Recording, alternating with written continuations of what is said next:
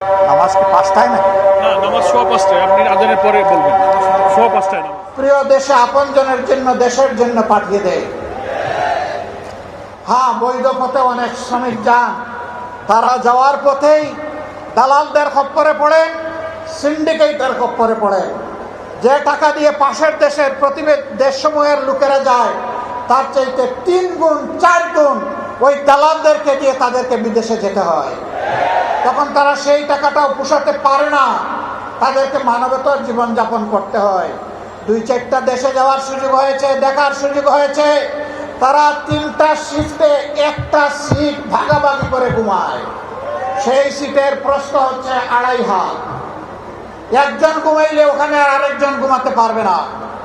একজনের ঘুম না ভাগলে আরেকজনকে অপেক্ষা করতে হবে দাঁড়িয়ে দাঁড়িয়ে।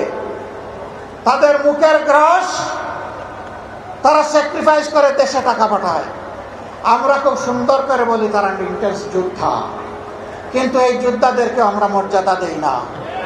তারা যখন পাসপোর্ট রিনিউ করতে যায়, ঘাটে ঘাটে দালালের খপ্পরে পড়ে বিলম্বিত হয়ে তারা কষ্ট পায়।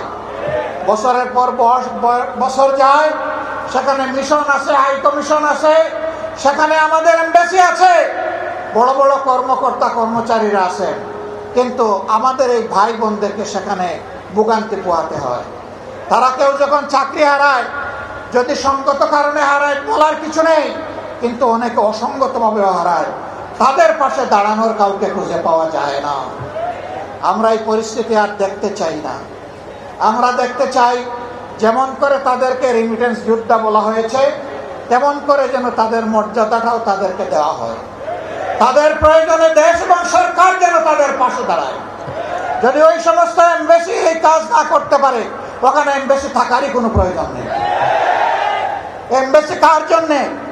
এমবাসির কিছু কর্মকর্তা কর্মচারীকে লালন পোষণ করার জন্য নয়।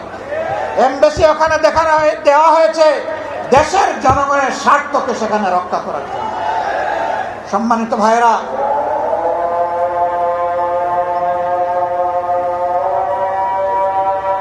নামাজ কি পাঁচটায় নাকি? না, নামাজ সোয়া পাঁচটায়, আপনি আজানের পরে বলবেন। সোয়া পাঁচটায় নামাজ।